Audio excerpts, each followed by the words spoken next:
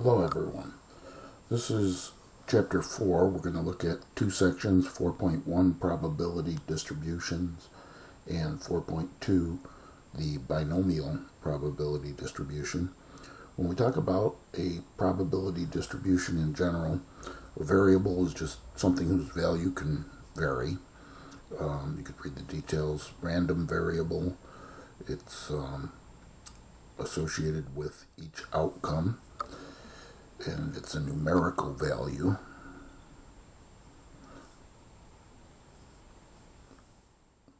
For a probability experiment. And then we have a distinction between discrete random variables and continuous. Discrete has a finite or a countable number of possible outcomes. For example, let's say the number of children that you have in a family. So you really can't have 2.3 children. You either have one child, two childs, three child, and so on. So it's finite and countable. Or the number of students in a statistics class as an example, as we've listed there. And we call it X for the random variable. We can have a continuous random variable, and that's uncountable. Basically, something on a number line. For example, time, or maybe temperature, or the amount of rainfall. That's continuous, because you can't count exactly 1 degree of temperature. It's continuous, it's on a number line, or the time spent on pretty much anything. So when we talk about a discrete probability distribution, we list the possible value. So for example, children in a family, 0 children, 1 child, 2 childs, and so on. So the possible value the random variable can assume, and its probability, its associated probability. So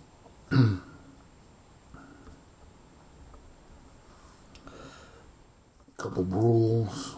Probability of each value is between 0 and 1, because no probability is ever negative or greater than 1. And mathematically we can state that by 0 is less than or equal to p of x, which is less than or equal to 1. And if you add up all the probabilities in a probability distribution, you get 1, or 100%. So we say the sum of the probabilities, the sum of the p of x's, must equal 1.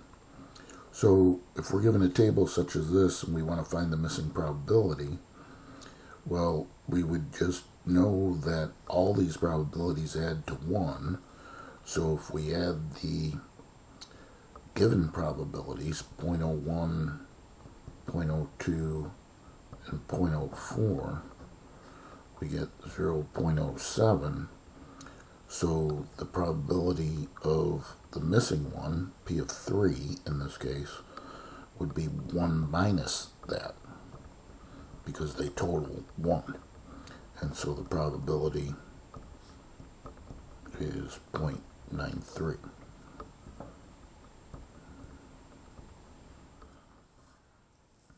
Okay, second example, we want to construct a discrete probability distribution for this frequency distribution. And it represents the number of computers per household. So what we do is we create a table of the x values, which are going to represent the number of computers, and their respective probabilities, p of x. Now, first off, we need the total. And if you add up the 25 plus the 50 plus the 80, 35, and 10, we get 200. And then we calculate the probabilities separately. 1 for 0, 1, 2, 3, and 4. And for example, let's say for x equaling 0, probability of 0 is 25 over the total 200. And so that computes to be 0.125. So that's the respective probability for 0 computers. And then you would do the same thing for each one. I'll just put the ellipses there, dot, dot, dot, to indicate you just go through the process. For example, P of 1 is going to be 50 over the 200, which is 0.25. P of 2 is 80 over 200, or 0.4. P of 3 is 35 over 200, or 0.175. And P of 4 is 10 over 200, or 0.05. And as a double check, what you could do is you could add these probabilities and make sure that they sum to 1, right? So you could double check that on the calculator if you like. The sum of the P of x's must be equal to 1 or 100%. Okay, so here's another example. For this probability distribution, if you select just one household at random, what's the probability that they have exactly 2 computers? Well, we have already done all the calculations necessary. They're in our table. Probability that x is 2 is 0.4. And so then it wants to know the probability of more than 1. So the probability of more than 1, you don't have to write notation out if you don't want to. You can just jump right to the solution, that's fine. But to show it explicitly using the notation, more than 1 would be the probability of 2, plus the probability of 3, plus the probability of 4. And so, again, we have all these probabilities listed. And so 2 is 0.4, probability of 3, 0.175, and the probability of 4, 0.05. Just add them up, and we get 0.58. Okay, so the next thing is the mean, variance, and standard deviation for a probability distribution, and also what we call expectation. Expectation is really the mean, as we'll see. Regarding the mean, each values in terms of the process to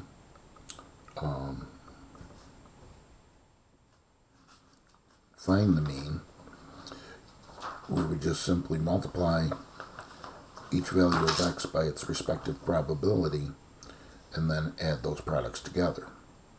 And it represents the theoretical average. Now, the mean does not have to come out to be one of the possible outcomes, in particular when we're dealing with a discrete probability distribution. And we have a formula for the mean, which is on our formula sheet. So you should always have your formula sheet handy and go to chapter 4. The first thing listed, the mean of the discrete random variable is mu, equaling the sum of the x times the p of x.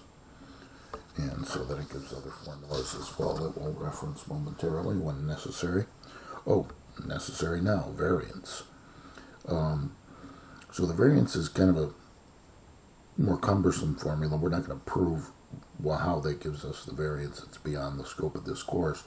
But the formula we're going to use for the variance is not the one listed here. We're going to use, so you can disregard this note.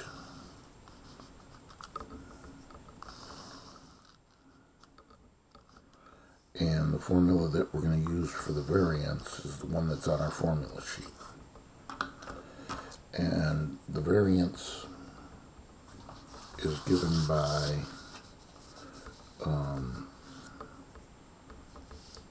sigma squared, so that's lowercase sigma, and so as we can see on the formula sheet, it's the sum of the x minus the mu's quantity squared times p of x.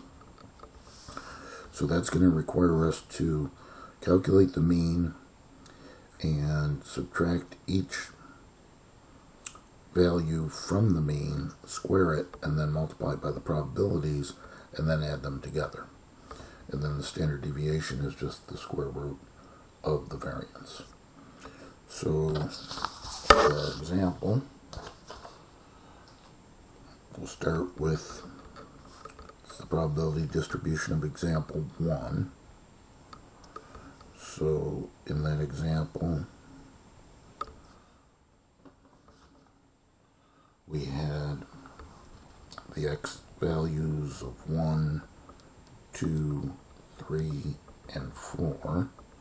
You could look back at them. And then we had the respective probabilities of 0.01, 0.02, 0.93, and 0.04. Now, to begin with, we want to find the mean. And the mean requires us to get the sum. That's the last thing we're going to do, is the sum of the product of the x's times the p of x's. So we'll generate a column labeled xp of x. And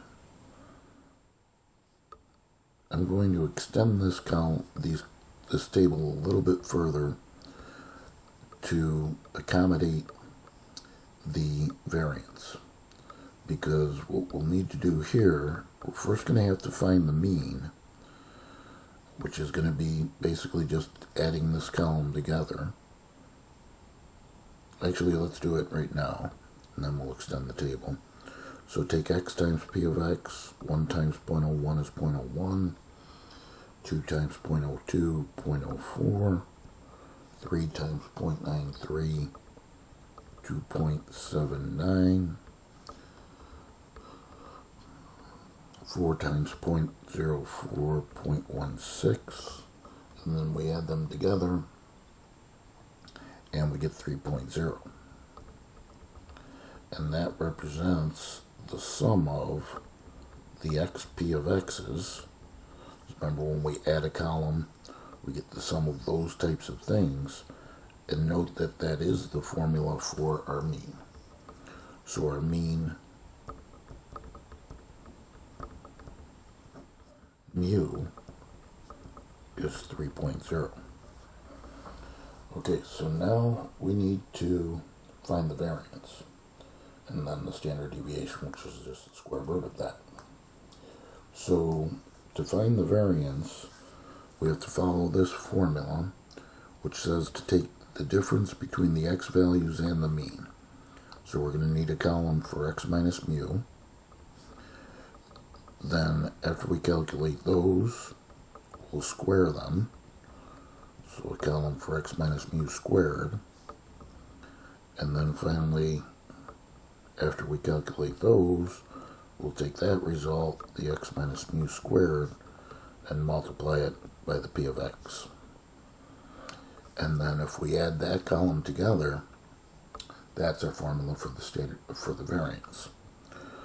So x minus mu here would be 1 minus 3, or negative 2, because the mean is 3. This would be 2 minus 3, negative 1. 3 minus 3 is 0. And 4 minus 3 is 1. Then we're going to square each one. Squaring negative 2, we get 4. Squaring negative 1, we get 1. Squaring 0, we get 0. And squaring 1, we get 1. And then we take that result times the probabilities. So 4 times 0.01 is is 0.04. 1 times 0.02, 0.02. 0 times 0.93 is 0, and 1 times 0.04 is 0.04. And then if we add that column, we get 0.1, and that represents the sum of these types of things, the x minus mu's quantity squared times the p of x, which is the variance. So we now have the variance, sigma squared is 0.1, and then for the standard deviation, I'll just abbreviate that as d.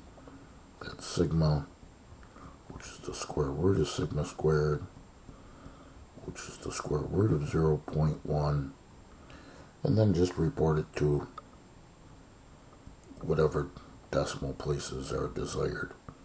I'll give it to the nearest thousandth, 0.316. Okay, so that's the process of finding mean, variance, and standard deviation for a probability distribution. The expected value is really just the mean, but in a problem like this you have to be a little bit careful, because what we have here is a situation where we could actually lose money. So the value of the random variable could be negative. So what I'm going to do is I'm going to set up a column here that's labeled as x, which is going to represent the gain, how much we profited or lost from participating in this experiment. And in the second column, we'll have p of x, which is the respective probabilities. And then in the third column, since the mean, the expected value, is the mean, which is just the sum of the x's times the p of x's, all we need is one more column that we'll label as xp of x. And then once we take those products, adding them together, we'll get the expected value or the mean. Now the first situation is that this organization is selling raffle tickets for $4. And there's 5,000 tickets total. And we've got a first prize, just one, the boat. Second prize, and that's its value. Second prize, a tent. There's its value. And then 15 gift cards. So in total, there's 17 prizes. So if we spend $4 on a ticket, and let's say we lost, our gain would be -4. And the probability that we lose, so there's 17 prizes, meaning there's 17 tickets that win. So there are 5,000 minus 17, or 4,983 losing tickets. So if we had bought a ticket and we lost, the probability is 4,983 over 5,000. And then if we multiply, we get -3 point. I'm going to carry this out to a few extra decimal places. -3.9864. Okay, so then we have the case where, let's say we won the boat. if we won the boat, there's only one ticket that wins the boat, and we had spent $4 to win the boat. So therefore the gain is $3,146. So $4 less than the value of the boat. Probability that we win, well, there's only one winning ticket out of the 5,000. And if we multiply that, we get 0.6292. You could check my computations. Next thing is the tent. It's worth $4.50, but if we win it, we spent $4 to get the ticket, so we gained $446. Again, there's only one winning ticket out of the 5,000, and so that gives us a probability, or a product of 0.0892. And then finally, the gift cards. There's 15 gift cards, $25 each. If we win one of them, we've gained $21. But there was a total of 15 ways to win out of the 5,000. And taking that product, we get 0.063. So then if we add these, just make sure you're careful. This one's negative. To the nearest penny, it comes out to negative 3.21. And that represents the sum of the XP of x's, which is the mean, which is our expected value, what we call E of x. Okay, so I think I'm going to stop there. That's the end of 4.1. In 4.2, we look at the product binomial distribution, and we'll just do that one as a separate video.